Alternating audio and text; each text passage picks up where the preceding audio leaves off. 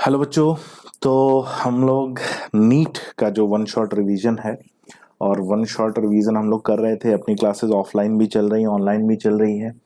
तो जब class offline रहती है तो उन टॉपिक्स का मैं ऑनलाइन अभी नहीं ले पा रहा हूँ, लेकिन आगे चल के मैं उनको भी ऑनलाइन लेके चलूँगा। तो अभी जो टॉपिक्स हैं जो प्योरली ऑनलाइन चल रहे हैं, ठीक है, जैसे कल की क्लास अपनी होने वाली है और वो क्लास कल की अपनी ऑनलाइन होने वाली है, तो उसमें हम लोग जो भी आगे के टॉपिक लेके चलेंगे एक एक करके। ठीक है, आज हम लोग शुरू कर रहे हैं। आज लेके चल रहे हैं क्या, बायोमोलिक्यूल। क्लास 11th का जो साइटोलॉजी यूनिट है उसका एक बहुत इम्पॉर्टेंट टॉपिक है बायोमोलिक्यूल। और ये इम्पॉर्टेंट इसलिए हो जाता है क्योंकि बच्चे क्या है ना, केमिस्ट्री के बायोमोलिक्यूल को और बायोलॉजी के बायोमोलिक्यूल को एक साथ मर्ज करने लगते हैं। वो सोचते क्या है कि दोनों एक है। ठीक है, दोनों एक नहीं बेटा, दोनों में बहुत डिफरेंस है। क्या डिफरेंस है, हम बात करते हैं सबसे बेसिक। केमिस्ट्री के बायोमोलिक्यूल जो चैप्टर आप पढ़ोगे ना, वहां पर जो कंपाउंड्स हैं उनकी केमिकल प्रॉपर्टीज, उनकी केमिकल ओरिएंटेशन और उनके केमिकल इंटरेक्शन के बारे में पढ़ोगे। यहाँ पर जो हम बायोमोलिक्यूल पढ़ने वाले हैं या हमने अपनी ईयर लॉन्ग क्लास में पढ़ा है, वो इनके बायोलॉजिकल एप्लीकेशन और बायोलॉजी से रिलेटेड जो पॉइंट आते हैं उनके बारे में है। इनका केमिकल प्रॉपर्टीज और केमिस्ट्री से रिलेटेड नहीं है। ठीक है, तो तमाम बहुत सारी चीजें हैं जो केमिस्ट्री के बायोमोलिक्यूल में एकदम अलग हैं और बहुत सारी चीजें हैं जो बायोलॉजी के बायोमोलिक्यूल में एकदम अलग हैं। दोनों को एक करने की कोशिश मत करना। दोनों को एक करने की कोशिश में जो है ना, बहुत लोग निपट जाते हैं। ठीक है, तो ऐसा करना नहीं। खैर, वन शॉट शुरू करते हैं बायोमोलिक्यूल को। क्या होता है बायोमोलिक्यूल बच्चों? सबसे पहले बात करते हैं कि हमारा जो लिविंग ऑर्गेनिज्म, कोई भी लिविंग ऑर्गेनिज्म है, उसका जो बॉडी का लिविंग पार्ट है, चाहे वो यूनिसेलुलर हो या मल्टी सेलुलर हो, जो भी उनकी बॉडी का लिविंग पार्ट है, और लिविंग पार्ट में जितने भी केमिकल कंपाउंड्स प्रेजेंट होते हैं, चाहे वो ऑर्गेनिक हो इनऑर्गेनिक हो, वो सब मिलकर क्या बनाते हैं, उन सभी को क्या कहा जाता है, बायोमोलिक्यूल। तो शुरुआत करते हैं इसकी कहाँ से? सबसे पहले चैप्टर से। क्या नाम है? Biomolecule chapter. यहाँ पर जो आ, थोड़ा सा समझेंगे कि हम डीएनए को लेकर बात कर रहे हैं। ठीक है, तो डीएनए भी क्या है? लिविंग ऑर्गेनिज्म का जो लिविंग पार्ट है, जो प्रोटोप्लाज्म है, उसका कंटेंट है, और इसलिए ये भी क्या है, बायोमोलिक्यूल। तो वन शॉट में लेके चलना है, इसलिए एक एक करके इसको डिस्कस करेंगे। ठीक है,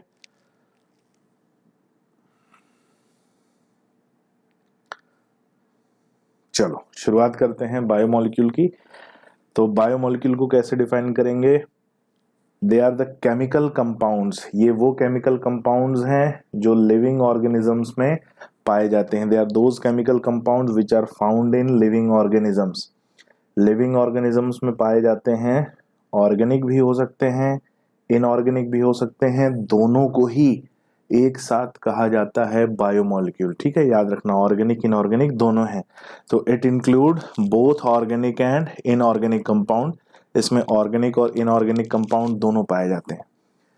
एनालिसिस बहुत इंपॉर्टेंट है कि कैसे एनालाइज करेंगे कि हमारे जो लिविंग टिश्यू है या जो प्रोटोप्लाज्म है उसमें बायोमोलिक्यूल्स पाए जाते हैं। तो उसको लेकर एक छोटा सा एक्सपेरिमेंट किया जाता है। क्या एक्सपेरिमेंट किया जाता है बच्चों? हम कोई भी लिविंग टिश्यू ले लेते हैं। लिविंग टिश्यू हम प्लांट का भी ले सकते हैं, हम एनिमल का भी ले सकते हैं। यहाँ पर जो एनसीईआरटी में एग्जाम्पल लिया गया है वो लिया गया है वेजिटेबल और a piece of liver. Vegetable ले सकते हैं या लिवर का कोई पीस। लिवर का मतलब अपना लिवर नहीं लेंगे, कोई दूसरा ऑर्गेनिज्म है, ठीक है, उसके लिवर का कोई पीस लेंगे और उस लिवर के पीस को हम क्या करेंगे, ग्राइंड करेंगे। ग्राइंड करेंगे, किस में मिलाकर ग्राइंड करेंगे? ट्राइक्लोरोएसिटिक एसिड में। एक कंपाउंड है trichloroacetic acid, Cl3CCOOHN, trichloroacetic acid compound लेंगे, उसमें मिलाकर हम अच्छे से ग्राइंड करेंगे। ऐसा ग्राइंड करेंगे कि वो थिक स्लरी पेस्ट जैसा बन जाएगा। ठीक है, कैसा बन जाएगा? पेस्ट। और फिर हम क्या करेंगे, चीज क्लोथ लेकर, ठीक है, क्या लेकर? चीज क्लोथ। याद रखना, हम चीज क्लोथ ले सकते हैं या कॉटन क्लोथ ले सकते हैं। ठीक है, चीज क्लोथ लिया और कॉटन क्लोथ लेकर उस स्लरी को फिल्टर कर लेते हैं। ठीक वैसे जैसे केमिस्ट्री लैब में हम लोग वो फिल्टर पेपर लेकर फिल्टर किया करते थे। ठीक है, तो चीज क्लॉथ लेकर या कॉटन क्लॉथ लेकर हम इसको क्या कर लेंगे, फिल्टर कर लेंगे। और फिल्टर करने के बाद अब हमारे पास दो पोर्शन हो जाएंगे, ठीक वैसे ही जैसे अपन चाय छानते हैं, ठीक है। दो पोर्शन हो जाएंगे। कौन कौन से दो पोर्शन हो जाएंगे? एक पोर्शन वो हो जाएगा जो फिल्टर होके नीचे बीकर में आ गया, ठीक है। एक हो गया क्या, जो नीचे बीकर में आ गया। दूसरा पोर्शन वो होगा जो फिल्टर नहीं होगा और उस चीज क्लॉथ या कॉटन क्लॉथ में ही रह जाएगा, ठीक है। तो हमारे पास अब क्या है, उस थिक स्लरी के दो पोर्शन हो गए।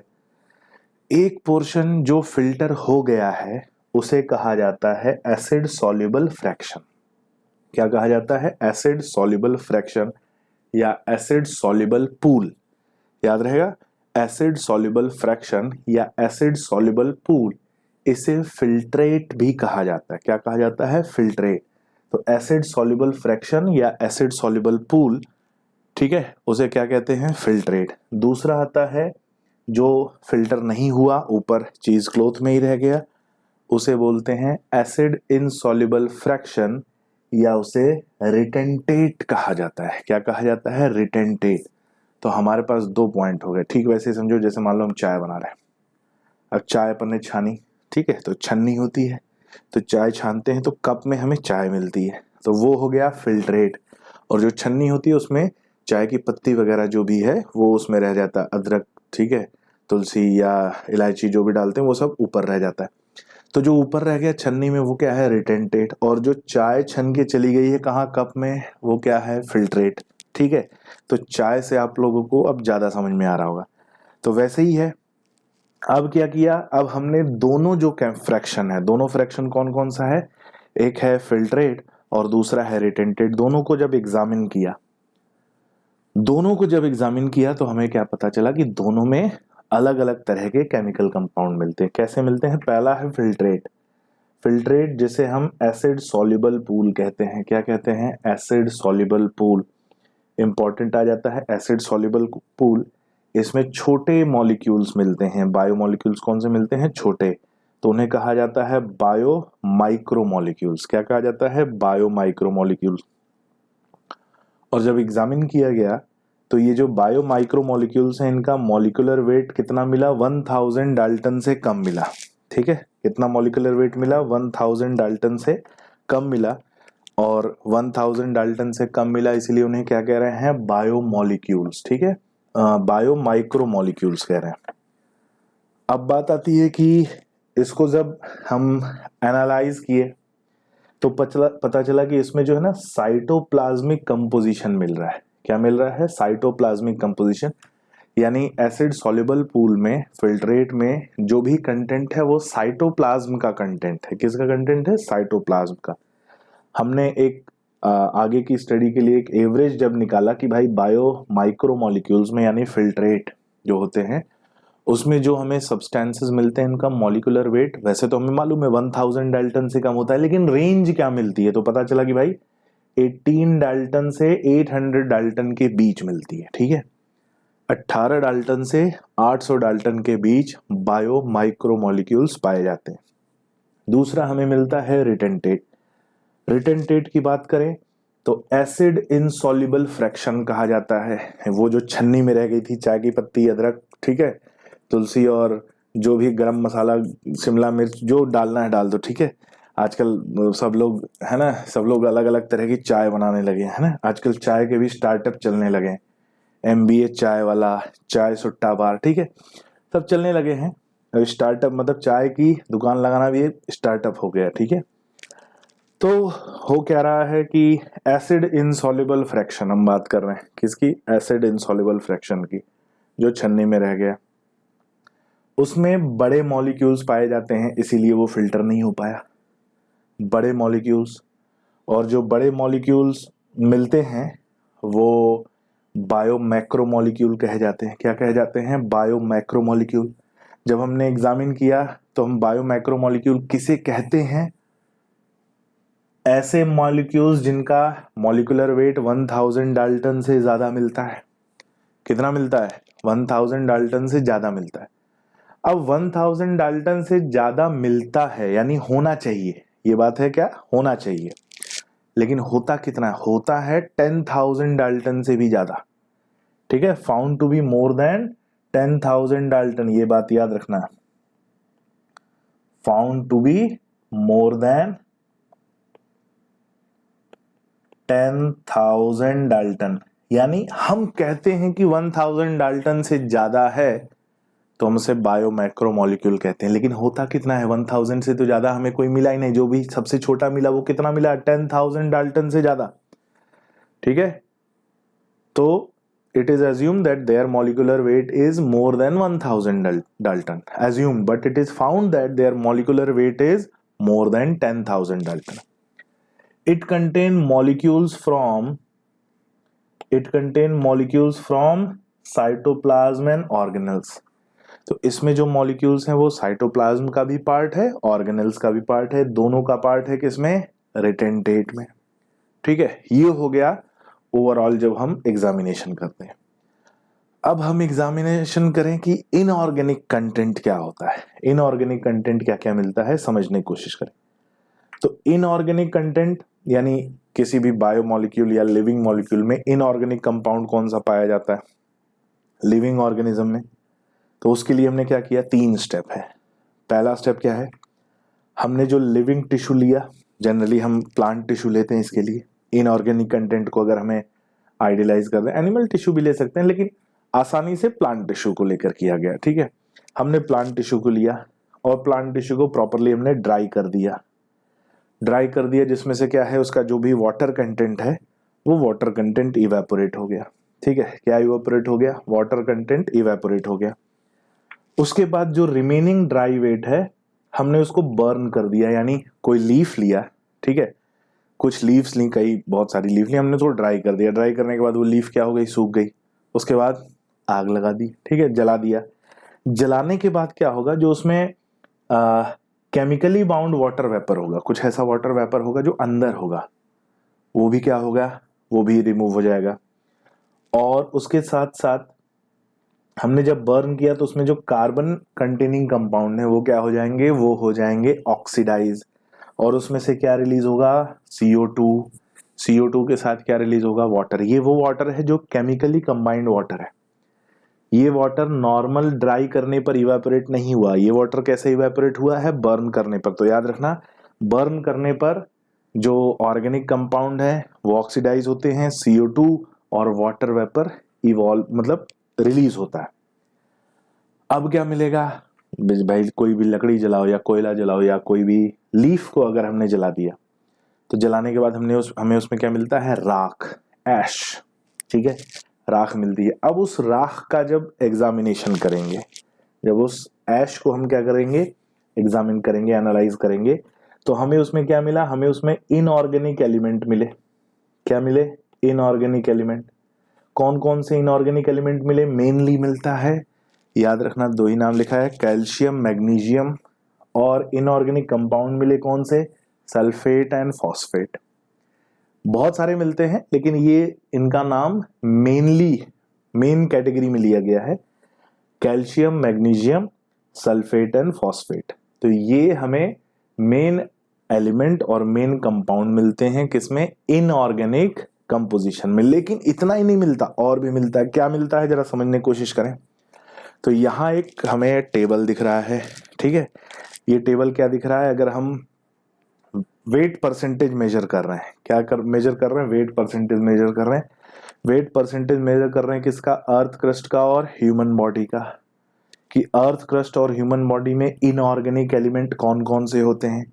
तो जरा देखो, हाइड्रोजन हमें मिलता है, हाइड्रोजन अर्थ क्रस्ट में मिलता है 0.14%, ह्यूमन बॉडी में मिलता है 0.5%। ठीक है, ये याद रखना है, कुछ चीजें मैंने ऑलरेडी हाईलाइट करके रखी हैं।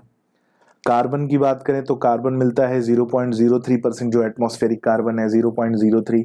अब पॉल्यूशन इतना हो गया है कि अभी बढ़ के कितना पहुंच गया है, 0.04। तो अगर ऑप्शन में आपको 0.04 मिले तो आश्चर्य नहीं करना। ठीक है, थर्ड हम बात करेंगे, अच्छा इसका कार्बन की अगर हम बात करें ह्यूमन बॉडी में तो 18.5% कार्बन है ह्यूमन बॉडी में। ऑक्सीजन 46.6% है अर्थ क्रस्ट में और 65% है ह्यूमन बॉडी में, याद रखना। नाइट्रोजन वेरी लिटिल, इन अर्थ क्रस्ट, एटमॉस्फेरिक एयर में है लेकिन अर्थ क्रस्ट में बहुत कम है। और ह्यूमन बॉडी में 3.3%, one of the important component है हमारे प्रोटोप्लाज्म का। सल्फर 0.03, ह्यूमन बॉडी में 0.3। सोडियम 2.8% ह्यूमन बॉडी में 0.2%। कैल्शियम 3.6% ह्यूमन बॉडी में 1.5%। मैग्नीशियम 2.1% ह्यूमन बॉडी में 0.1%। सिलिकन जो हमारा अर्थ क्रस्ट, जो हमारा सॉइल फॉर्मेशन करता है, सिलिका 27.7%। और ह्यूमन बॉडी में सिलिका होता है नेग्लेजिबल। ठीक है, याद रखना ह्यूमन बॉडी में कैसा होता है, नेग्लेजिबल।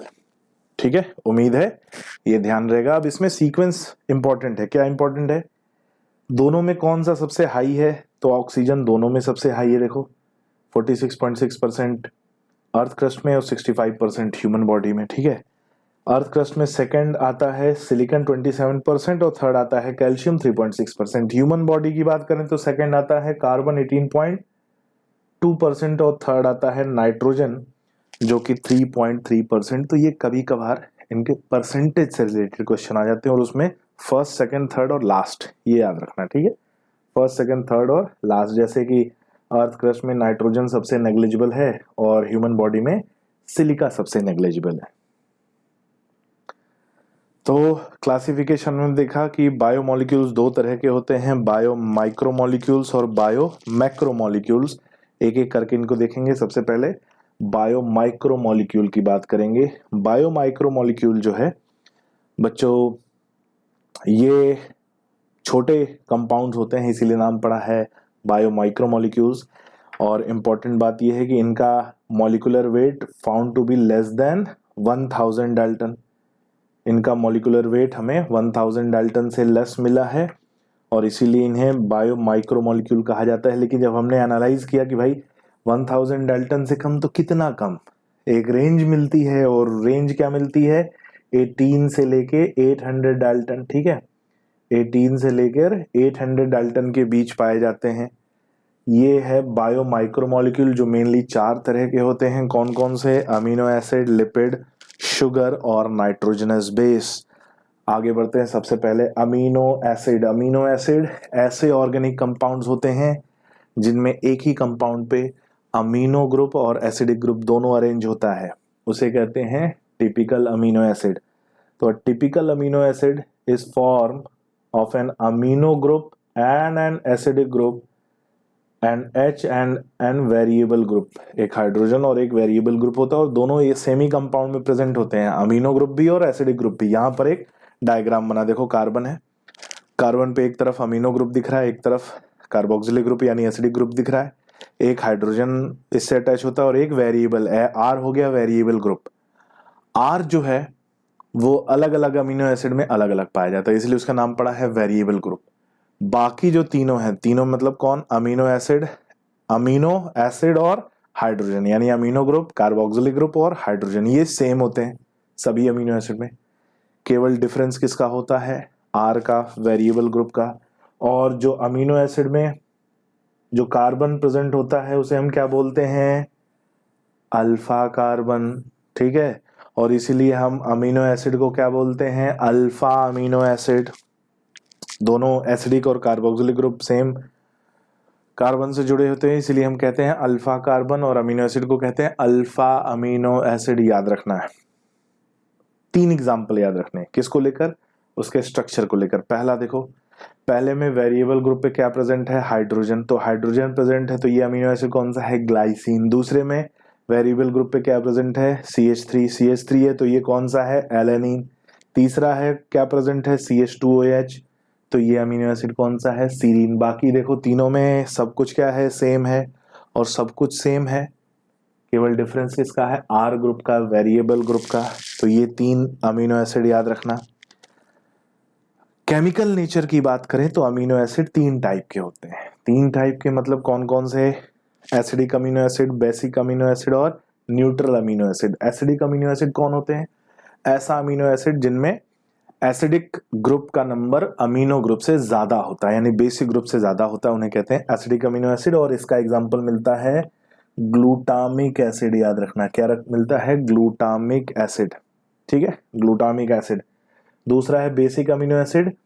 इसकी बात क्या है, इसमें बेसिक ग्रुप का नंबर एसिडिक ग्रुप से ज्यादा मिलता है, इसलिए इसे बेसिक अमीनो एसिड कहते हैं, याद रखना। Example lysine. और तीसरा है न्यूट्रल अमीनो एसिड, जिसमें दोनों का नंबर बराबर होता है, इसीलिए कहते हैं न्यूट्रल अमीनो एसिड। एग्जाम्पल है वैलिन। इसके अलावा कुछ ऐसे अमीनो एसिड भी हैं जो एरोमेटिक हैं। एरोमेटिक अमीनो एसिड में हमें टायरोसिन, फिनाइलएलेनिन और ट्रिप्टोफैन, तीन मेन अमीनो एसिड मिलते हैं, याद रखना। टायरोसिन, फिनाइलएलेनिन और ट्रिप्टोफैन। टोटल 20 टाइप्स के अमीनो एसिड पाए जाते हैं, और ये अमीनो एसिड हमारी बॉडी में क्या काम करते हैं, प्रोटीन सिंथेसिस का काम करते हैं। प्रोटीन हमारी बॉडी का बिल्डिंग ब्लॉक होता है। अलग अलग तरह के प्रोटीन है, और जितने भी प्रोटीन है वो सभी कितने अमीनो एसिड से बने हैं, 20 अमीनो एसिड से बने हैं, इस बात को याद रखना है। और amino acids on the basis of their requirement they are of 2 type. तो जो 20 अमीनो एसिड हैं वो 2 टाइप के हैं। कौन कौन से, एक है एसेंशियल अमीनो एसिड, दूसरा है non essential amino acid. Essential amino acid वो होते हैं जो हमारी बॉडी में सिंथेसाइज नहीं होते, और इनकी रिक्वायरमेंट फुलफिल करने के लिए हमें इन्हें बाहर से लेना पड़ता है, और मेनली प्लांट सोर्स से लेना पड़ता है। कहाँ से लेना पड़ता है, प्लांट सोर्स से। Example lysine, leucine, isoleucine and tryptophan. ये 4 तो आपको याद ही रखने हैं, है तो 10, लेकिन याद रखने कितने, 4। 10 याद हो ना हो, ये 4 याद होने चाहिए। नॉन एसेंशियल अमीनो एसिड वो अमीनो एसिड जो हमारी बॉडी में खुद सिंथेसाइज होते हैं, उन्हें कहते हैं नॉन एसेंशियल अमीनो एसिड। और इसके भी 4 एग्जाम्पल याद रखना है, glycine, alanine, serine and arginine. ये भी 10 होते हैं, लेकिन 4 याद रखना है और भूलना नहीं है। केमिकल नेचर की बात करें अमीनो एसिड की, तो ये एम्फोटेरिक नेचर शो करते हैं। एम्फोटेरिक बफर सॉल्यूशन बनाते हैं, पीएच के चेंज को रेजिस्ट करते हैं, और पीएच के चेंज को मतलब पीएच चेंज होने को अवॉइड करते हैं, रेजिस्ट करते हैं, और आयनिक फॉर्म में चेंज हो जाते हैं सॉल्यूशन में, एक्वस सॉल्यूशन में। और आयनिक फॉर्म में चेंज होते हैं तो इनमें एक तरफ पॉजिटिव आयन और एक तरफ नेगेटिव आयन का फॉर्मेशन देखा जाता है। और ऐसे कंपाउंड जिनमें एक तरफ पॉजिटिव और एक तरफ नेगेटिव आयन का फॉर्मेशन देखा जाता है, उन्हें ज्विटर आयन कहा जाता है। और अपोजिट चार्ज होने की वजह से इनमें पोलैरिटी डेवलप होती है, और इसीलिए इन्हें पोलर मॉलिक्यूल भी कहा जाता है। क्या कहा जाता है, पोलर मॉलिक्यूल। तो ये पॉइंट याद रखना अमीनो एसिड को लेकर। नेक्स्ट आते हैं लिपिड पे। लिपिड जनरली हम इन्हें क्या बोलते हैं, ऑयल्स। तो जो भी एडिबल ऑयल होते हैं, ठीक है, नॉन पेट्रोलियम ऑयल की बात कर रहे हैं, जो भी ऑयल्स होते हैं और जो भी फैट होते हैं, ये सभी क्या है, ये सभी लिपिड के टाइप हैं। और वाटर इनसॉल्युबल होते हैं, ठीक है, ऑयल कभी वाटर में मिलाओ तो वो घुलेगा नहीं, वाटर इनसॉल्युबल होते हैं। इनमें कार्बन, हाइड्रोजन और ऑक्सीजन ये तीनों प्रेजेंट होते हैं, but number of oxygen is less. ठीक है, ऑक्सीजन का नंबर क्या होता है, कार्बन के कंपैरिजन में बहुत कम होता है। तो इसीलिए ये एक पर्टिकुलर नेचर जो है वो डेवलप कर पाते हैं। टाइप ऑफ लिपिड की बात करें तो 3 टाइप के होते हैं, सिंपल लिपिड, कंपाउंड लिपिड और डिराइव्ड लिपिड। कौन कौन से होते हैं ये लिपिड जरा देखें। सबसे पहले बात करें सिंपल लिपिड।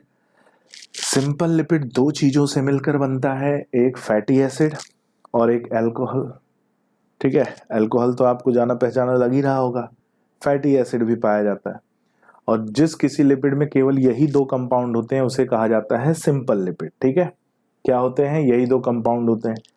अब जो इसमें फैटी एसिड है और अल्कोहल है, दोनों की बात करें तो फैटी एसिड क्या मिलता है बेटा, फैटी एसिड हमें लॉन्ग हाइड्रोकार्बन चेन का एसिडिक ग्रुप मिलता है। यानी एक लंबी हाइड्रोकार्बन चेन है जिसपे एक किनारे पर एसिडिक ग्रुप अटैच है, और लॉन्ग हाइड्रोकार्बन चेन को हम आर यानी वेरिएबल ग्रुप से डिनोट करते हैं। एग्जांपल देखें जरा, ये देख लो भाई, लंबी हाइड्रोकार्बन चेन। अब लंबी हाइड्रोकार्बन चेन में देखेंगे कि अगर इस लंबी हाइड्रोकार्बन चेन में कोई भी डबल बॉन्ड प्रेजेंट नहीं है कार्बन कार्बन के बीच में, किसके बीच में, कार्बन कार्बन के बीच में, तो इसे हम बोलते हैं सैचुरेटेड फैटी एसिड। और ऐसे भी मिल सकते हैं जिसमें कम से कम एक या एक से ज्यादा डबल या ट्रिपल बॉन्ड हो, तो उसे क्या कहा जाता है, अनसैचुरेटेड फैटी एसिड। तो यहाँ पे हमें एग्जांपल मिलता है, क्या एग्जांपल मिलता है, हमें पामिटिक एसिड का एग्जांपल मिलता है जो कि सैचुरेटेड फैटी एसिड है और 16 कार्बन का अमीनो एसिड है। कितने कार्बन? 16 कार्बन, याद रखना।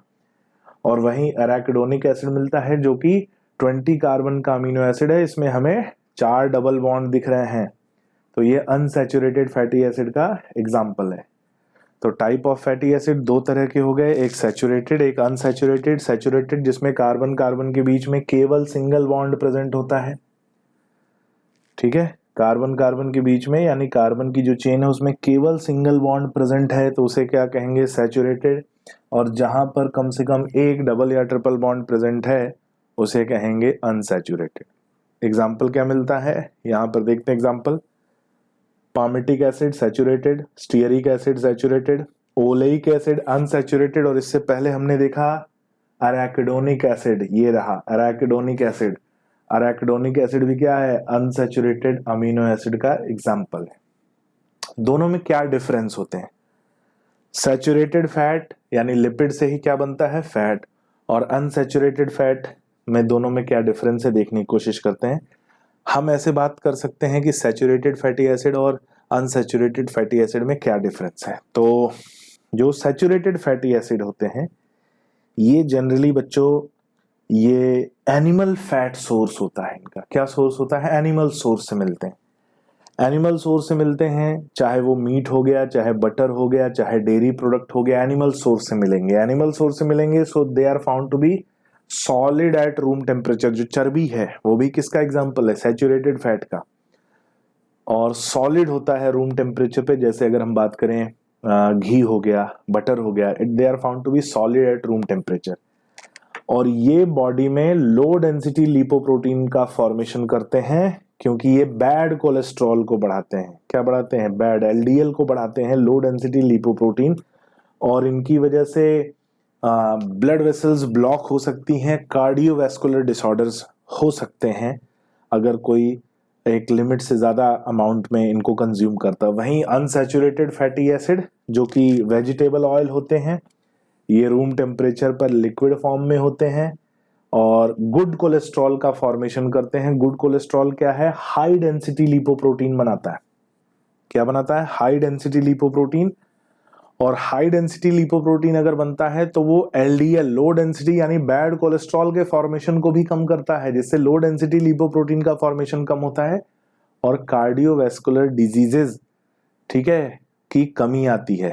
ठीक है, तो यहां पर आपने अगर सुना होगा कि एक जो भी एडिबल ऑयल का एड आता है तो उसमें लिखा होता है एनरिच्ड विद पूफा। पूफा मतलब पॉली अनसैचुरेटेड फैटी एसिड। तो पॉली अनसैचुरेटेड फैटी एसिड रहता है तो वो क्या करेगा? सैचुरेटेड फैटी एसिड के कंटेंट को कम करेगा, बैड कोलेस्ट्रॉल के कंटेंट को कम करेगा और एलडीएन यानी लो डेंसिटी लिपोप्रोटीन के फॉर्मेशन को भी कम करता है। और स्ट्रक्चर ऑफ ग्लिसरॉल की बात करें तो ग्लिसरॉल जो कि अल्कोहल फॉर्म है, ठीक है, तो हमने पढ़ा कि फैटी एसिड और अल्कोहल दोनों होता है। तो अल्कोहल के फॉर्म में कौन अटैच होता है? ग्लिसरॉल। ग्लिसरॉल क्या बोलते हैं? ट्राई हाइड्रोक्सी प्रोपेन कहा जाता है। इसे क्या कहा जाता है? Try hydroxy propane. और ये हम देखेंगे ग्लिसरॉल है CH2OH, CHOH, CH2OH। अब इसमें जो OH ग्रुप है 1, 2 और 3, ठीक है, 3 OH ग्रुप है, try hydroxy propane, try hydroxy propane, ठीक है, ट्राई हाइड्रोक्सी प्रोपेन कह रहे हैं। इनमें तीनों OH ग्रुप पे एक एक फैटी एसिड डिपॉजिट हो सकता है, एक एक फैटी एसिड डिपॉजिट हो सकता है। अगर एक फैटी एसिड डिपॉजिट हुआ 1 वाली पोजीशन पे तो ये क्या बन जाएगा? ये बनेगा मोनोग्लिसराइड। अगर 1 और 2 दोनों पे एक एक फैटी एसिड अटैच हुए तो बनेगा डाइग्लिसराइड। और अगर 1, 2 और 3 तीनों पे फैटी एसिड अटैच हुए तो ये बनेगा ट्राइग्लिसराइड। और उसी ट्राइग्लिसराइड को हम क्या बोलते हैं? फैट। ठीक है, तो जब तक मोनोग्लिसराइड है, जब तक डाइग्लिसराइड है, ये ऑयल के फॉर्म में मिलेगा। जब हमें ट्राइग्लिसराइड मिल जाएगा तो उसी ट्राइग्लिसराइड को हम क्या बोलते हैं? फैट। तो फैट क्या करते हैं बेटा? ईस्टर बॉन्ड बनाते हैं। कैसे बनाते हैं? इसी जो अल्कोहल हमने देखा, अल्कोहल देखो वहां पर ग्लिसरॉल CH2OH, उसके OH से ये एक फैटी एसिड की चेन अटैच हो गई।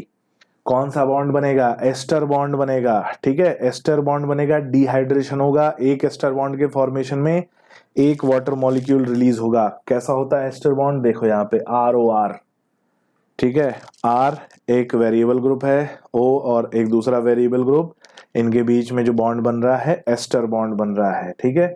और ऐसे ही अगर देखेंगे हम एक फैटी एसिड अटैच हुआ, तो पहले कॉलम में देखो एक फैटी एसिड अटैच हुआ, तो ये मोनोग्लिसराइड, 2 अटैच हुआ, डाइग्लिसराइड 3 अटैच हुआ, ट्राइग्लिसराइड ये है ट्राइग्लिसराइड, ठीक है। तीनों OH पे एक एक फैटी एसिड अटैच हो जाता है तो कहते हैं ट्राइग्लिसराइड। ये एक आइडियल स्ट्रक्चर है किसका, ट्राइग्लिसराइड का। आप देख सकते हो एक फैटी एसिड R1, दूसरा फैटी एसिड R2, तीसरा फैटी एसिड R3, और तीनों क्या कौन से बॉन्ड बनाते हैं, एस्टर बॉन्ड से अटैच होते हैं। अगला आता है कंपाउंड लिपिड। तो सिंपल लिपिड में हमने देखा 2 चीजें पाई जाती हैं, फैटी एसिड और अल्कोहल। अगर फैटी एसिड और अल्कोहल के अलावा कुछ और प्रेजेंट है तो उसे कहेंगे क्या, कंपाउंड लिपिड। जैसे कि यहाँ पर देखेंगे फॉस्फोलिपिड एक एग्जांपल मिलता है, फॉस्फोलिपिड। और फॉस्फोलिपिड में हम देख रहे हैं कि इसमें फॉस्फेट ग्रुप अटैच है। क्या अटैच है, फॉस्फेट ग्रुप अटैच है। फॉस्फेट ग्रुप अटैच होता है और इसका एग्जांपल बनता है लेसिथिन, जो कि हमारी सेल मेम्ब्रेन का कंटेंट है। हमने सेल मेम्ब्रेन पढ़ा है, तो पढ़ा है क्या, बाइलेयर्ड फॉस्फोलिपिड पाया जाता है, ठीक है। एम्फीपैथिक अरेंजमेंट अगर आपने याद होगा, cell membrane fluid mosaic model पढ़ा होगा, एम्फीपैथिक अरेंजमेंट, बाइलेयर्ड फॉस्फोलिपिड। वो फॉस्फोलिपिड कौन सा है, लेसिथिन, यही है, फॉस्फेट ग्रुप प्रेजेंट होता है, कंपाउंड लिपिड का एग्जांपल है। तीसरा आता है डिराइव्ड लिपिड। डिराइव्ड लिपिड क्या है, सिंपल और कंपाउंड लिपिड की हाइड्रोलाइसिस से जो लिपिड बनता है उसे कहते हैं derived lipid. So they are produced by hydrolysis of simple and compound lipid, यही इसकी डेफिनेशन है। एग्जांपल है कोलेस्ट्रॉल। कोलेस्ट्रॉल जिसका केमिकल नेम जाता है साइक्लोपेंटानो पर हाइड्रोपेनाथ्रीन, ये कोलेस्ट्रॉल का स्ट्रक्चर है। कोलेस्ट्रॉल हमारी बॉडी में कहाँ यूज होता है भाई, सेल मेम्ब्रेन का कंटेंट बनाने में। सेल मेम्ब्रेन में 1 से लेकर 3% तक कोलेस्ट्रॉल होता है। जो भी स्टेरॉइडल हार्मोन्स हैं उनको बनाने में कोलेस्ट्रॉल हमारी बॉडी में एनाबॉलिक रिएक्शंस को प्रमोट करता है, ठीक है। तो ये किसका एग्जांपल हो जाता है, डिराइव्ड लिपिड का। तो बेस्ड ऑन मेल्टिंग पॉइंट जो है, लिपिड 2 तरह के होते हैं, फैट और oil. Fat which are found to be solid at room temperature, oil which are found to be liquid at room temperature. Next आते हैं कार्बोहाइड्रेट्स। और याद रखना कार्बोहाइड्रेट्स में हम बात करेंगे केवल किसकी, वो कार्बोहाइड्रेट्स जो बायो के बायोमोलिक्यूल में रिलेटेड है, ठीक है। तो कार्बोहाइड्रेट जिन्हें हम कॉमनली शुगर के नाम से जानते हैं, हालांकि हर एक कार्बोहाइड्रेट मीठा नहीं होता, इसलिए सारे शुगर मीठे नहीं होते, ये बात याद रखनी है, ठीक है। शुगर आर स्वीट जनरली, लेकिन बात करें तो sugar are sweet and water soluble carbohydrate. ये सिंपल शुगर को लेकर बात हो रही कि जो सबसे सिंपल शुगर होते हैं वो स्वीट होते हैं और वाटर सॉल्युबल होते हैं। जैसे कि एग्जांपल ये दिया है कि इनमें एक सर्टेन रेशियो में कार्बन, हाइड्रोजन और ऑक्सीजन प्रेजेंट होते हैं, 1:2:1। और फॉर्मूला यहाँ पर एक एग्जांपल दिया है C6H12O6 ग्लूकोज, C11H22O11 जो कि सुक्रोज, और सुक्रोज एक डाइसैकेराइड है, यानी 2 सिंपल शुगर के मिलने से बना है, ठीक है। 2 सिंपल शुगर के मिलने से बना है सुक्रोज, याद रखना है। एक ग्लूकोज और एक फ्रक्टोज के मिलने से बना है। हालांकि C6H12O6 जो है 3 सिंपल शुगर का फॉर्मूला मिलता है, तीनों आइसोमर हैं एक दूसरे के, ग्लूकोज, फ्रक्टोज और गैलेक्टोज तीनों आइसोमर हैं और तीनों का सेम फॉर्मूला मिलता है। अब बात आती है कि जो हम शुगर की बात करते हैं तो शुगर का हमें 2 शुगर हैं यहाँ पर, एक ग्लूकोज और दूसरा राइबोज। ग्लूकोज जो कि 6 कार्बन का शुगर है और ये उसका रिंग कंपाउंड है, राइबोज जो कि 5 कार्बन का शुगर है और ये इसका रिंग कंपाउंड स्ट्रक्चर है, याद रखना। इसका यूज होता है, राइबोज का यूज होता है न्यूक्लिक एसिड के फॉर्मेशन में। किस में यूज होता है, न्यूक्लिक एसिड के फॉर्मेशन में। दोनों की खास बात है कि जो 6 कार्बन का शुगर है उसमें 6th कार्बन उसके साइक्लिक स्ट्रक्चर से बाहर होता है, और 5 कार्बन के शुगर में जो 5th कार्बन है वो उसके साइक्लिक स्ट्रक्चर से बाहर होता है, ठीक है। तो ये देखना टेल की तरफ बाहर निकले होते हैं ग्लूकोज का रिंग स्ट्रक्चर और राइबोज यानी पेंटोज शुगर 5 कार्बन का शुगर है उसका रिंग स्ट्रक्चर। यहां पर एक इंपॉर्टेंट बात आती है, आप देखो पेंटोज शुगर में जो 2nd कार्बन है अगर सेकंड कार्बन पर OH प्रेजेंट है तो ये कहलाता है राइबोज, और अगर सेकंड कार्बन पर केवल H प्रेजेंट है तो ये कहलाता है डीऑक्सीराइबोज। ठीक है, अगर OH प्रेजेंट है राइबोज, इसका यूज होता है RNA के फॉर्मेशन में। केवल H प्रेजेंट है अगर इस पोजीशन पर तो उसे बोलेंगे डीऑक्सीराइबोज, और ये यूज होता है DNA के फॉर्मेशन में। तो DNA और RNA में एक बड़ा बेसिक डिफरेंस होता है राइबोज शुगर का, और राइबोज शुगर में सेकंड कार्बन पर अटैच OH और H का। तो अगर OH प्रेजेंट है तो राइबोज शुगर है जो RNA बनाएगा, अगर H प्रेजेंट है तो डीऑक्सीराइबोज शुगर है जो DNA बनाएगा। नेक्स्ट आता है nitrogenous base. Nitrogenous base nitrogen containing cyclic compound होते हैं, याद रखना, ऑर्गेनिक कंपाउंड होते हैं, नाइट्रोजन प्रेजेंट होता है और साइक्लिक स्ट्रक्चर होता है, और यूज होते हैं कहाँ? न्यूक्लिक एसिड के फॉर्मेशन में, न्यूक्लिक एसिड को बनाने के लिए यूज होते हैं। नाइट्रोजनस बेस दो तरह के पाए जाते हैं, प्यूरिन और pyrimidine. Purine double ring compound होते हैं, ऐसे कंपाउंड जिनके स्ट्रक्चर में दो रिंग स्ट्रक्चर प्रेजेंट होता है उन्हें बोलते हैं प्यूरिन, और जिनमें सिंगल रिंग स्ट्रक्चर प्रेजेंट होता है उन्हें बोलते हैं पिरिमिडीन। तो प्यूरिन और पिरिमिडीन दो होते हैं। प्यूरिन हो गया दो, एडेनिन और ग्वानिन, तो याद रखना AgPO। AgPO मतलब एडेनिन ग्वानिन दोनों मिला के प्यूरिन, तो AgPO, इससे याद रहता है। ठीक है, और बचे तीन, साइटोसिन, थायमिन और यूरासिल, ये क्या है? पिरिमिडीन। ये सिंगल रिंग कंपाउंड है। ठीक है, याद रखना। अब बात ये है, यहाँ पर दो पॉइंट देखना, थायमिन और uracil. Thymine found only in DNA, uracil found only in RNA। बाकी जो है DNA और RNA दोनों में पाए जाते हैं। थायमिन पाया जाता है केवल DNA में, यूरासिल पाया जाता है केवल RNA में। नेक्स्ट आते हैं नाइट्रोजनस बेस। नाइट्रोजनस बेस की बात करें, वही हमने बोला दो होते हैं, double ring structure purine, single ring structure pyrimidine. ठीक है, ये इनका स्ट्रक्चर है, देख सकते हो। प्यूरिन, प्यूरिन कौन कौन से हैं? एडेनिन और ग्वानिन। पिरिमिडीन कौन कौन से हैं? थायमिन, साइटोसिन और यूरासिल। अब होता क्या है कि ये जो नाइट्रोजनस बेस है इनसे अटैच होता है पेंटोज शुगर। पेंटोज शुगर कौन सा? राइबोज, 5 कार्बन का भी हमने देखा था ना, राइबोज। तो अगर नाइट्रोजनस बेस से शुगर अटैच हो जाए तो ये बनाता है न्यूक्लियोसाइड। क्या बनाता है? न्यूक्लियोसाइड। तो जैसा नाइट्रोजनस बेस, मतलब जैसा नाइट्रोजनस बेस वैसा न्यूक्लियोसाइड, क्योंकि शुगर सब में कॉमन है। तो नाइट्रोजनस बेस एक है यहाँ पर एडेनिन। ठीक है, एडेनिन, एडेनिन में अटैच हो गया पेंटोज शुगर, क्या बनाएगा? एडिनोसिन। ग्वानिन में अटैच हो गया पेंटोज शुगर, क्या बनाएगा? ग्वानोसिन। साइटोसिन में अटैच हो गया पेंटोज शुगर, क्या बनाएगा? साइटिडीन।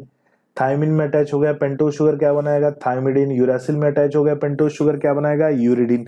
तो ये एग्जांपल है न्यूक्लियोसाइड के। कब बनेगा न्यूक्लियोसाइड?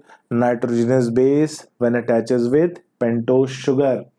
और कैसे अटैच होगा? देखो यहाँ पे फर्स्ट कार्बन पे अटैच होगा। क्या अटैच होगा बेटा? फर्स्ट कार्बन पे अटैच होगा। याद रखना है, फर्स्ट कार्बन पे जो नाइट्रोजनस बेस है वो पेंटोज शुगर से अटैच होता है तो क्या बनाता है? न्यूक्लियोसाइड। ठीक है, दोनों में ही दिख रहा है फर्स्ट कार्बन पे। अब एक इंपॉर्टेंट बात, अब इस न्यूक्लियोसाइड में अगर फिफ्थ कार्बन पे फॉस्फेट ग्रुप अटैच हो जाए, कौन सा ग्रुप? फॉस्फेट ग्रुप, तो उसे कहा जाता है न्यूक्लियोटाइड। तो शुगर कॉमन हो गया, फॉस्फेट ग्रुप कॉमन हो गया, डिफरेंस किसका है? नाइट्रोजनस बेस का। तो जैसा नाइट्रोजनस बेस वैसा न्यूक्लियोसाइड और वैसा न्यूक्लियोटाइड। क्या क्या न्यूक्लियोटाइड बनेगा? देखो, एडेनिन से बना एडिनाइलिक एसिड, ग्वानिन से बना ग्वानाइलिक एसिड, साइटोसिन से बना साइटिडिलिक एसिड, थाइमिन से बना थाइमिडिलिक एसिड, और यूरासिल से बना यूरिडिलिक एसिड। तो ये 5 तरह के न्यूक्लियोटाइड हो जाते हैं, और ये कंप्लीट न्यूक्लियोटाइड का स्ट्रक्चर है। देखो, कंप्लीट न्यूक्लियोटाइड का स्ट्रक्चर, फर्स्ट कार्बन पे नाइट्रोजनस बेस अटैच हुआ, कौन सा कार्बन? First carbon. और फिफ्थ कार्बन पे क्या अटैच हुआ? फिफ्थ कार्बन पे अटैच हुआ फॉस्फोरिक एसिड, फिफ्थ कार्बन। और ये तीनों मिलकर क्या बन गए? न्यूक्लियोटाइड। ये तीनों मिलकर क्या बन गए? न्यूक्लियोटाइड। अब बोला गया कि nucleotide are heterocyclic compound. Heterocyclic compound होते हैं, अलग अलग न्यूक्लियोटाइड में अलग अलग नाइट्रोजनस बेस होते हैं, और कुछ दो रिंग वाले हो गए, कुछ सिंगल रिंग वाले हो गए। न्यूक्लिक एसिड, डीएनए और RNA are made up of nucleotide. तो nucleotide is considered as the structural unit of nucleic acid. जैसे कोई नेकलेस बनाने के लिए पर्ल की जरूरत होती है, वैसे ही न्यूक्लिक एसिड डीएनए या आरएनए बनाने के लिए न्यूक्लियोटाइड्स की जरूरत होती है। तो they are the structural unit of nucleic acid. Next आते हैं बायोमैक्रोमोलिक्यूल। बायोमैक्रोमोलिक्यूल हमने पढ़ा कि बायोमैक्रोमोलिक्यूल जनरली कौन है भाई?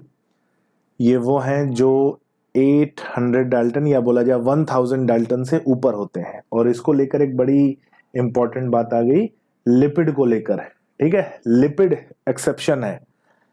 लिपिड एक ऐसा ऑर्गेनिक कंपाउंड है जो मॉलिक्यूलर वेट तो इसका 800 डाल्टन से कम है, but it is found to be present in अपने जो ग्लोबुलर स्ट्रक्चर की वजह से ये पॉलीमर नहीं बनाता, लेकिन ग्लोबुलर जो स्ट्रक्चर होता है उसकी वजह से it is found in acid insoluble fraction, यानी ये रिटेंटेट फॉर्म में मिलता है। मिलना किस में चाहिए था? जो याद करो, हमने चाय छानी थी तो मिलना तो इसे चाय में चाहिए था, लेकिन मिलता किस में है? चाय की पत्ती में, यानी रिटेंटेट में मिलता है। तो ये एक एक्सेप्शन हो जाता है। कौन? लिपिड। लिपिड को लेकर एक्सेप्शन है।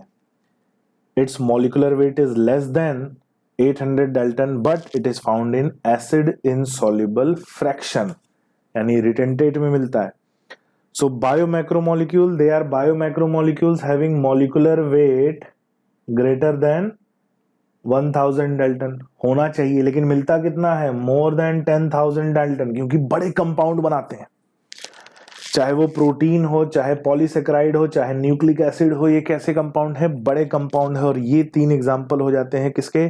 बायोमैक्रोमोलिक्यूल के। इंपॉर्टेंट आ जाता है लिपिड को लेकर वही बात, molecular weight of lipid do not exceed 800 dalton but it is found in acid insoluble fraction.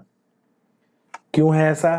क्योंकि लिपिड जो है अरेंज्ड होता है स्ट्रक्चर में, डबल मेम्ब्रेन फॉस्फोलिपिड जो स्ट्रक्चर बनाता है, एंड दैट इज वाई जब हम सेल को ग्राइंड करते हैं या ब्रेक करते हैं, सो इट फॉर्म वेसिकल्स। ये वेसिकल्स का फॉर्मेशन कर लेता है, और वेसिकल्स का फॉर्मेशन करने के बाद it is not found in, ये किस में नहीं मिलता? वाटर सॉल्युबल फ्रैक्शन, यानी एसिड सॉल्युबल फ्रैक्शन में नहीं मिलता।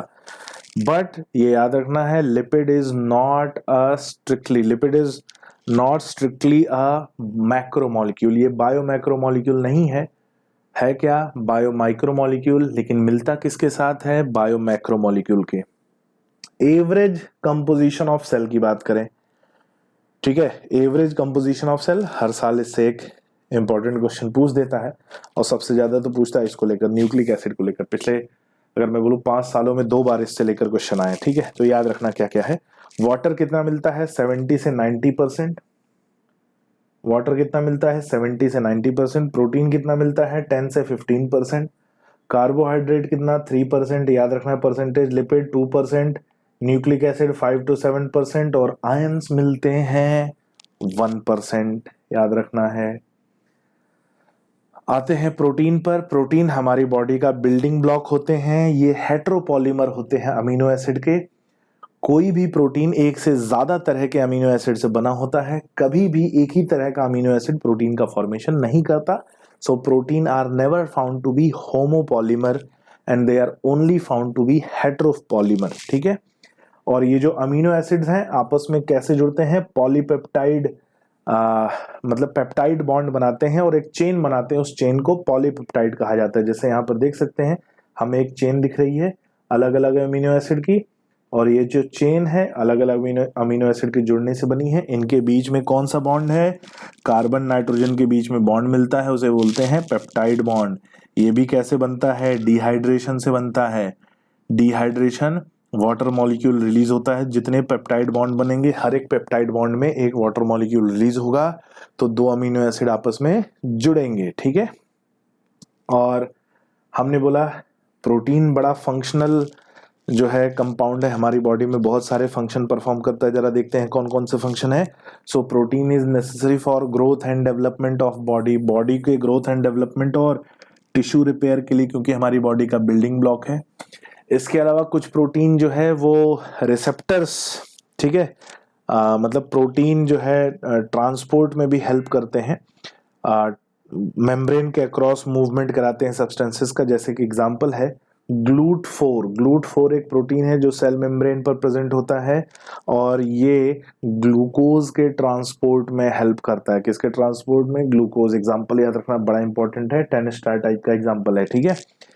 इंटर सेलुलर ग्राउंड सब्सटेंस यानी टिश्यूज के ग्राउंड सब्सटेंस यानी मैट्रिक्स भी बनाता है, जैसे कोलेजन। ये इन्फेक्शन से भी लड़ने में हेल्प करता है, जैसे कि हमें इम्यूनोग्लोबुलिन, एंटीबॉडीज की बात कर रहे हैं, antibodies are made up of glycoprotein. इसके अलावा रिसेप्टर्स का भी काम करता है, प्रोटीन रिसेप्टर्स को बनाता है, हार्मोन्स को बनाता है, हमने प्रोटीन हार्मोन पढ़ा है। और सम ऑफ द हार्मोन्स पिगमेंट भी बनाता है, जैसे कि हार्मोन्स की बात करें तो इंसुलिन। एंजाइम भी बनाता है, ट्रिप्सिन है, एंजाइम भी प्रोटीन के बने होते हैं। और पिगमेंट का भी फॉर्मेशन करता है, जैसे कि मायोग्लोबिन है या हेमोग्लोबिन है। दो बड़े बेहतरीन एग्जाम्पल मिलते हैं। क्या बेहतरीन एग्जाम्पल मिलते हैं? Most abundant protein in animal world. Animal world में यानी एनिमल्स में सबसे ज्यादा अमाउंट में पाया जाने वाला प्रोटीन कोलेजन। और अगर प्लांट वर्ल्ड या ओवरऑल बायोस्फीयर की बात करें तो सबसे ज्यादा अमाउंट में पाया जाने वाला protein rubisco. So whole of the biosphere ये बोल लो या प्लांट बोल लो, तो वहां पर जो ज्यादा है वो कौन है? रुबिस्को। एक और क्वेश्चन पूछा जाता है कि कौन सा ऐसा कंपाउंड है जो होल बायोस्फीयर में सबसे ज्यादा अमाउंट है? कंपाउंड की बात करें, प्रोटीन नहीं, कंपाउंड की बात करें तो वहां पर आता है सेल्यूलोज, याद रखना, ठीक है। यहां पर क्या है, प्रोटीन की बात हो रही तो पूरे वर्ल्ड में रुबिस्को एक एंजाइम है, आपने पढ़ा होगा, फोटोसिंथेसिस में पार्टिसिपेट करता है। पूरा नाम क्या है? राइबोलोज बाइफॉस्फेट कार्बोक्सिलेज ऑक्सीजनेज। ये प्रोटीन है जो एंजाइम की तरह काम करता है। और ये बात बड़ी अच्छी है कि सारे एंजाइम प्रोटीन से बने होते हैं। स्ट्रक्चरल लेवल की बात करें, स्ट्रक्चरल लेवल ऑफ प्रोटीन की बात करें तो प्रोटीन के हमें 4 स्ट्रक्चरल लेवल मिलते हैं, लेवल 1, लेवल 2, लेवल 3, लेवल 4। हम बोल सकते हैं प्राइमरी प्रोटीन सबसे लेवल 1, बड़ा ही लीनियर स्ट्रक्चर होता है, सबसे सिंपल स्ट्रक्चर। उससे ज्यादा कॉम्प्लेक्स सेकेंडरी प्रोटीन, उससे ज्यादा कॉम्प्लेक्स टर्शरी प्रोटीन और उससे ज्यादा कॉम्प्लेक्स क्वाटरनरी प्रोटीन। शुरू करते हैं प्राइमरी प्रोटीन। एक सीधी चेन मिलती है अमीनो एसिड की। कैसी मिलती है? सीधी चेन, लीनियर चेन मिलती है। Amino acid are joined together by peptide bond. Peptide bond important बात क्या है कि इसका साइड डिटर्मिनेशन होता है, साइड पहचानते हैं इसका। जो प्राइमरी अमीनो एसिड है कैसे पहचानेंगे? जहां पर अमीनो ग्रुप होगा। कौन सा ग्रुप होगा? Amino group. अगर इसमें देखें तो वो है, ठीक है, वो है अमीनो ग्रुप। अमीनो ग्रुप से काउंटिंग शुरू करते हैं और अमीनो ग्रुप को रखा जाता है कहां पर? लेफ्ट साइड पे, ठीक है। तो वो हो गया लेफ्ट साइड। और जहां कार्बोक्सिलिक ग्रुप है वो लास्ट अमीनो एसिड होता है और उसे कहते हैं right side of amino acid. इसका साइड ऐसे भी डिटरमाइन करते हैं, जो अमीनो ग्रुप है जहां पर उसे बोलते हैं एन टर्मिनल एंड, जो कार्बोक्सिलिक ग्रुप है उसे बोलते हैं C terminal end. N terminal end nitrogen होता है अमीनो ग्रुप में, first amino acid. C terminal end carboxylic group होता है, एसिड ग्रुप प्रेजेंट होगा, last amino acid of protein. Primary structure. Secondary structure की बात करें तो सेकेंडरी स्ट्रक्चर हमें 2 तरह का मिलता है। ये या तो हमें स्पाइरल मिल सकता है या तो हमें शीथ फॉर्म में मिल सकता है। कैसा मिल सकता है? शीथ फॉर्म में। अगर स्पाइरल मिलता है तो उसे हम बोलते हैं अल्फा हेलिकल स्ट्रक्चर।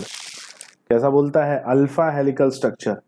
और अगर शीथ फॉर्म में मिलता है तो हम उसे बोलते हैं बीटा प्लीटेड शीथ। याद रखना, सेकेंडरी अमीनो एसिड यानी सेकेंडरी प्रोटीन के ही 2 मिलते हैं, अल्फा हेलिक्स और बीटा प्लीटेड शीथ।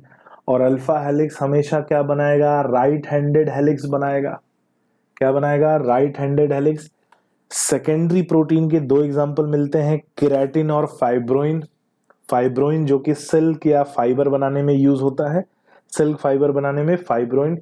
ये दोनों ही एग्जांपल है किसके? सेकेंडरी प्रोटीन के। टर्शरी स्ट्रक्चर आता है, थोड़ा और ज्यादा कॉम्प्लेक्स होता है, हेलिकल स्ट्रक्चर और ज्यादा कॉम्प्लेक्स लेवल पे चला जाता है। तो इसमें क्या है कि वुलन बॉल जैसा स्ट्रक्चर बनता है। कैसा स्ट्रक्चर बनता है? वुलन बॉल जैसा।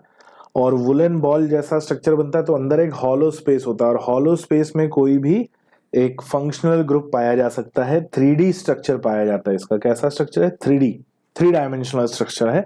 जैसे एक एग्जांपल यहाँ मिलता है मायोग्लोबिन। तो मायोग्लोबिन में देखेंगे तो ये बीटा पॉलीपेप्टाइड चेन है और इसमें हेम पार्ट प्रेजेंट है जो उस हॉलो स्पेस में जो है सेट हो जाता है। तो ये हमें स्ट्रक्चर मिलता है वुलन बॉल की तरह, टर्शरी स्ट्रक्चर। और अगर एग्जांपल इसका मायोग्लोबिन, अगर कई टर्शरी स्ट्रक्चर एक साथ अरेंज हो जाए तो उसे कहते हैं क्वाटनरी स्ट्रक्चर।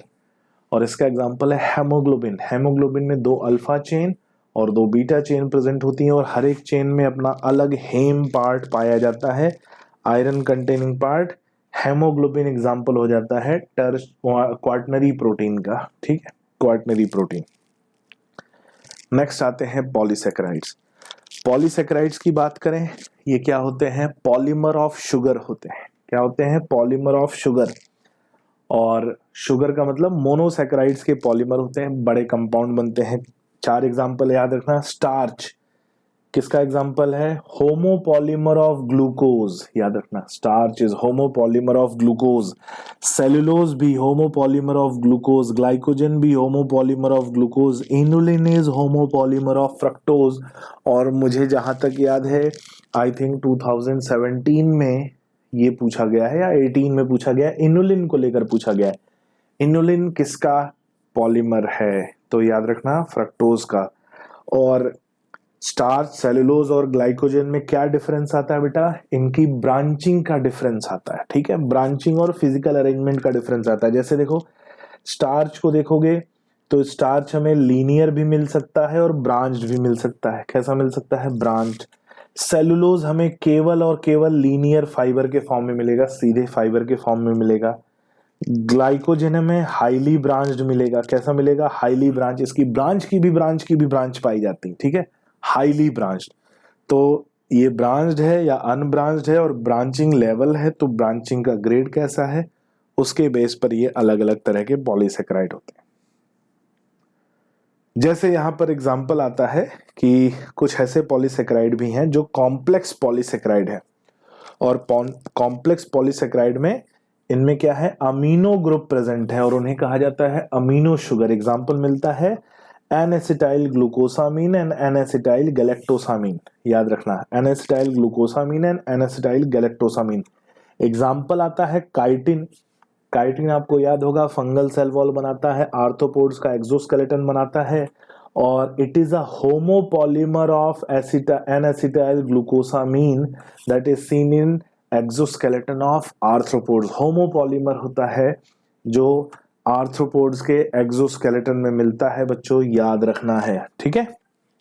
पॉलीसेकेराइड, ठीक है, होमोपॉलीमर ऑफ, मतलब होमोपॉलीमर है किसका? एन-एसिटाइल ग्लूकोसामीन का। अच्छा, पुरानी एनसीईआरटी में कहीं हेट्रोपॉलीमर लिखा होगा, तो हेट्रोपॉलीमर पे जाना मत जाना, ये होमोपॉलीमर है। काइटिन एग्जांपल है अमीनो शुगर का, होमोपॉलीमर ऑफ एन-एसिटाइल ग्लूकोसामीन। फिर आते हैं पॉलीसेकेराइड में आगे, कि पॉलीसेकेराइड्स जो होते हैं बच्चों, ये इनको मतलब सिंपल शुगर को जोड़कर बनते हैं। किसको जोड़कर बनते हैं? सिंपल शुगर को जोड़कर बनते हैं। और सिंपल शुगर को जोड़ेंगे यानी अलग अलग शुगर को आपस में जोड़ेंगे तो इनके बीच में बॉन्ड बनेगा। कौन सा बॉन्ड बनेगा? ग्लाइकोसिडिक बॉन्ड, ठीक है, ग्लाइकोसिडिक बॉन्ड। यहां पर देखना, ग्लाइकोसिडिक बॉन्ड बनेगा। अब ये ग्लाइकोसिडिक बॉन्ड कैसा बनेगा? ध्यान से सुनना, ये फर्स्ट कार्बन है, मतलब एक हेक्सो शुगर का ये फर्स्ट कार्बन है, और ये जो है ये फर्स्ट कार्बन है और ये फोर्थ कार्बन है, ठीक है, ऐसा होता है। 1 2 3 4 5 और 6 कार्बन बाहर है, ठीक है। अब यहाँ पर 1 2 3 4 5 और ये 6 कार्बन है, ठीक है, 6 कार्बन कहाँ है? बाहर है। अब देखोगे ध्यान से, ये 6 कार्बन की पोजीशन है, ठीक है, मैं मार्क कर दिया हूँ। अब देखो तो यहाँ पर ये जो बॉन्ड बन रहा है बच्चों, ये कौन सा बॉन्ड है? ग्लाइकोसिडिक बॉन्ड है, ठीक है, कौन सा बॉन्ड है? Glycosidic bond. और ग्लाइकोसिडिक बॉन्ड एक ही साइड बन रहा है यहाँ पर। कैसा बन रहा है? एक ही साइड, तो इसे क्या बोलेंगे? अल्फा। एक साइड बनेगा तो क्या बोलेंगे? अल्फा। 1 4 क्यों? फर्स्ट और फोर्थ कार्बन के बीच में बन रहा है, alpha 1 4 glycosidic bond. Alpha 1,4 glycosidic bond. और जहां ब्रांचिंग होती है वहां पर देखो फर्स्ट कार्बन और सिक्स्थ कार्बन के बीच में बन रहा है, तो उसे बोलेंगे alpha 1,6 glycosidic bond. Glycosidic bond याद रखना है, अल्फा 1,4 ग्लाइकोसिडिक बॉन्ड जो लीनियर चेन में मिलता है, और अल्फा 1,6 ग्लाइकोसिडिक बॉन्ड जो ब्रांच में मिलता है, जहां से ब्रांचिंग होती है। ठीक है, तो अल्फा 1,6 उसी में मिलेगा जहां पर ब्रांचिंग होगी, और इसके बॉन्ड के फॉर्मेशन में एक H2O रिलीज होता है। तो यानी एस्टर बॉन्ड में भी वाटर रिलीज हुआ, पेप्टाइड बॉन्ड में भी वाटर रिलीज हुआ, और ये ग्लाइकोसिडिक बॉन्ड है इसमें भी वाटर रिलीज होता है। तो अगर यहाँ देखें तो यहाँ पर जो हमें स्ट्रक्चर दिख रहा है उसकी ब्रांच की भी ब्रांच और उसकी भी ब्रांच दिख रही है, तो ये हाईली ब्रांच स्ट्रक्चर है। हम बोल सकते हैं ये किसका स्ट्रक्चर है, ये है ग्लाइकोजन का। किसका स्ट्रक्चर है, ग्लाइकोजन का स्ट्रक्चर है। ठीक है, स्टार्च के दो फॉर्म मिलते हैं, एक मिलता है अमाइलोज और एक मिलता है अमाइलोपेक्टिन। अमाइलोज और अमाइलोपेक्टिन में क्या डिफरेंस है, यहाँ पर देखो, अमाइलोज में ब्रांचिंग मिलती है, हर 6 यूनिट के बाद एक ब्रांच मिलती है। अमाइलोपेक्टिन लीनियर स्ट्रक्चर होता है, और लीनियर स्ट्रक्चर होता है तो इसमें क्या है, इसमें ब्रांचिंग नहीं मिलती। तो ये भी स्टार्च के ही दो फॉर्म है, अमाइलोज और अमाइलोपेक्टिन, उसमें डिफरेंस पाया जाता है। फिर आते हैं स्टार्च के, अगर हम बात करें तो स्टार्च जो है हेलिकल स्ट्रक्चर बनाते हैं। कैसा बनाते हैं, हेलिक्स बनाते हैं। जब बड़ा होता जाता है स्टार्च तो वह हेलिक्स बनाता है, और हेलिक्स बनाता है तो उसका हेलिकल स्ट्रक्चर जो है नेट लाइक बिहेव करने लगता है, और उसमें आयोडीन के मॉलिक्यूल ट्रैप हो जाते हैं। इसीलिए आयोडीन का यूज किया जाता है प्रेजेंस ऑफ स्टार्च को प्रूफ करने के लिए, यानी स्टार्च टेस्ट के लिए आयोडीन का यूज किया जाता है। तो अगर स्टार्च का मॉलिक्यूल आयोडीन को ट्रैप कर लेगा then it will show blue colour, और वो प्रूफ होगा किसका, स्टार्च की प्रेजेंस का। तो कई बार फोटोसिंथेसिस में स्टार्च की प्रेजेंस को प्रूफ करने के लिए लीफ को जो है हम एक सर्टेन ड्यूरेशन तक आयोडीन में डिप करके रखते हैं, तो जहां जहां आयोडीन के हमें ब्लू पैचेस मिलते हैं वहां वहां स्टार्च का प्रेजेंस पाया जाता है। सेलुलोज कोई हेलिकल स्ट्रक्चर नहीं बनाता, याद रखना है, सेलुलोज कोई हेलिकल स्ट्रक्चर नहीं बनाता, और इसलिए ये आयोडीन टेस्ट नहीं देता है। स्टार्च हेलिकल स्ट्रक्चर बनाता है, और इसलिए ये आयोडीन टेस्ट देता है। नेक्स्ट आते हैं न्यूक्लिक एसिड, अगला जो बायो मैक्रोमोलिक्यूल है न्यूक्लिक एसिड। हमारा जेनेटिक मटेरियल बनाते हैं न्यूक्लिक एसिड, दो तरह के होते हैं, डीएनए एंड आरएनए। ठीक है, और ये बने होते हैं, they are heteropolymer of nucleotide. ये न्यूक्लियोटाइड के हेट्रोपॉलीमर है, याद रखना है, अलग अलग न्यूक्लियोटाइड से मिलकर बनते हैं, इसीलिए कहा गया है हेट्रोपॉलीमर ऑफ न्यूक्लियोटाइड। और ये आपस में जुड़ते हैं, कैसे जुड़ते हैं, पॉलीन्यूक्लियोटाइड चेन बनाते हैं। क्या बनाते हैं, पॉलीन्यूक्लियोटाइड चेन। तो बहुत सारे न्यूक्लियोटाइड नेकलेस में जैसे पर्ल होते हैं वैसे ये भी अरेंज हो जाते हैं, और क्या बनाते हैं, पॉलीन्यूक्लियोटाइड चेन। उसकी एक जो स्ट्रक्चरल यूनिट है उसे हम बोलते हैं न्यूक्लियोटाइड। और न्यूक्लियोटाइड में क्या क्या प्रेजेंट होता है बच्चों, यहाँ पे देखो कुछ इंपॉर्टेंट है। न्यूक्लियोटाइड में क्या क्या प्रेजेंट होता है हमें मालूम है, न्यूक्लियोटाइड में प्रेजेंट होता है नाइट्रोजनस बेस। ठीक है, नाइट्रोजनस बेस शुगर, यानी कौन सा शुगर, पेंटोज शुगर, और फॉस्फेट ग्रुप प्रेजेंट होता है। अब यहाँ पर एक इंपॉर्टेंट बात आता है कि नाइट्रोजनस बेस और शुगर के बीच में ग्लाइकोसिडिक बॉन्ड पाया जाता है। कौन सा बॉन्ड, ग्लाइकोसिडिक बॉन्ड। ये फर्स्ट कार्बन के साथ बनाता है, और फिफ्थ कार्बन के साथ ये बनाता है एस्टर बॉन्ड, या बोला जाए phospho ester bond. Phospho ester bond बनाता है। तो दो बॉन्ड यहां दिख रहे हैं, एक नाइट्रोजनस बेस और शुगर के बीच में, दूसरा शुगर और फॉस्फेट ग्रुप के बीच में। दो तरह का न्यूक्लिक एसिड पाया जाता है, डीएनए और आरएनए। डीएनए डबल स्ट्रैंडेड होता है, आरएनए सिंगल स्ट्रैंडेड होता है। डीएनए में एडेनिन, गुआनिन, थायमिन और साइटोसिन चारों के न्यूक्लियोटाइड पाए जाते हैं। आरएनए में थायमिन की जगह पर यूरैसिल का न्यूक्लियोटाइड प्रेजेंट होता है। Secondary structure of DNA, Watson and Crick model. Watson and Crick ने मॉडल दिया था स्ट्रक्चर ऑफ डीएनए, और ये बी डीएनए का मॉडल है बेटा। कौन सा डीएनए का, बी डीएनए का मॉडल है। बी डीएनए का मॉडल है जो वॉटसन एंड क्रिक ने प्रपोज किया था। क्या है इस मॉडल में जरा देखें तो, हर एक डीएनए बना होता है दो पॉलीन्यूक्लियोटाइड चेन का, ये पॉलीन्यूक्लियोटाइड चेन है, और दोनों चेन एक दूसरे के एंटी पैरेलल होती है. Both chain are found to be anti parallel to each other. Both chain are found to be anti parallel to each other. और ये डबल हेलिक्स बनाते हैं. दोनों एंटी पैरेलल होते